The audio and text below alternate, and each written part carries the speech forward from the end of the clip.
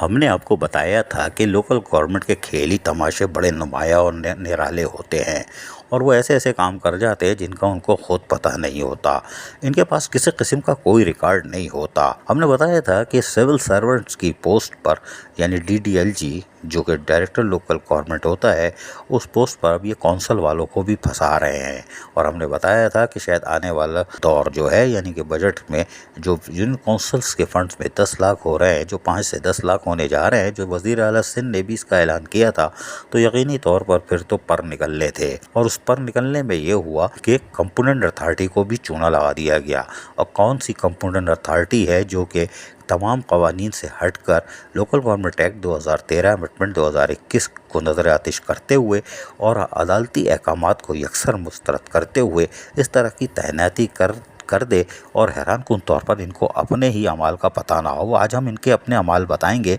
कि ये करते क्या है। इनके पास किसी किस्म का शायद कोई रिकॉर्ड नहीं होता। हमने आपको बताया था 21 मई और 23 मई को 2 ऑर्डर निकले थे और 23 मई यानी जो 23 मई को जो ऑर्डर निकला था वो भी हमने बताया था कि 18 ग्रेड के लोग कौंसल मुलाजमीन जो कि वेटिंग ऑफ पोस्टिंग थे उनको डायरेक्टर HRM एडमिन डिपार्टमेंट यानी डिस्ट्रिक्ट कौंसल चेकअबाद में तैनात करने के साथ साथ एडिशनल चार्ज भी दे दिया था कि deputy director local government field officer का मतलब तो आप समझ जाओ फिर वो क्या करेगा।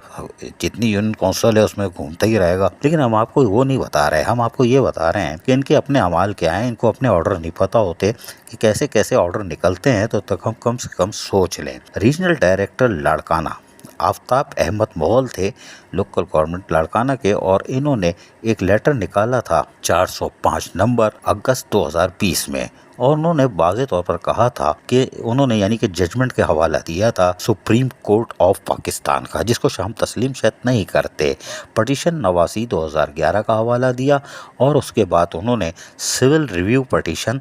193 2013 का, और फिर उन्होंने 25 जनवरी 2015 का नोटिफिकेशन जो कि SNGD का था 43 2013 उसका हवाला दिया। फिर 2 जुलाई 2013 का section officer 3rd service general administration यानी SNGD का जो गवर्नमेंट ऑफ सिंध का था उसका हवाला दिया, कापी भी लगाई, और उन्होंने सारी का केस मजबूती के साथ करने के बाद कहा कि आप ऑर्डर तो निकाल देते हो लेकिन आप जरा देख लिया करो। कि उन्होंने कहा कि 3 जुलाई 2013 का भी हवाला दिया कि local government board Karachi, copy भी उसके साथ लगा दी और इनक्लोज की है कि नसरुल्लाह सरकी administrative officer municipal committee to district Jacobabad post deputy director local government Jacobabad holding additional charge of deputy director local government Kashmir, ठीक है, कनकोट डिस्ट्रिक्ट। अच्छा, इनका हर्बी रिलीफ, इनको रिलीफ किया जाता है टुडे 11 अगस्त 2020 को,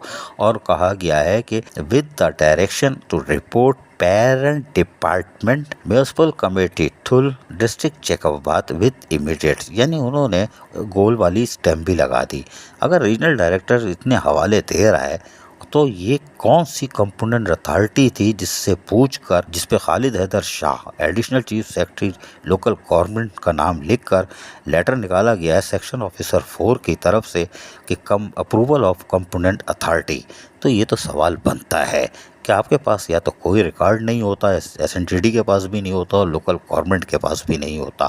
कि कौंसल एम्प्लॉइज़ को आप सिविल सर्वेंट की पोस्ट पर लगा रहे हो, जबकि यही लोकल गवर्नमेंट कहाँ करती है और लेटर निकालती है। हम वो भी अब आपको अगले किस्म में दिखाएंगे कि सूजी सर्विस वालों की पोस्ट पे कौंसल वाले क्यों बैठे हैं,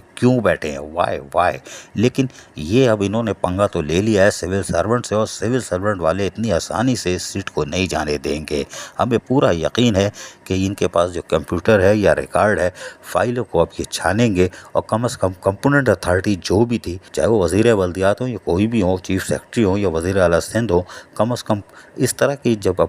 समरी आए तो कम से कम पिछली फाइलें ले आओ कि इसमें कोर्ट के ऑर्डर क्या है, इसमें फला ऑर्डर क्या है, लोकल गवर्नमेंट एक्ट 2013 अमेंडमेंट 2021 क्या कहता है, उसके बाद अप्रूवल दें ताकि किच काएँ ना हो। अजीज़ आरिफ, KBS बलियाती न्यूज़ कराची। ऐसी ही खूबसूरत वीडियोस फ्यूचर में हासिल करने के लिए रेड बटन पर क्लिक करके और बेल आइकॉन को प्रेस करके हम सबके सब्सक्राइबर बनना मत भूलिए।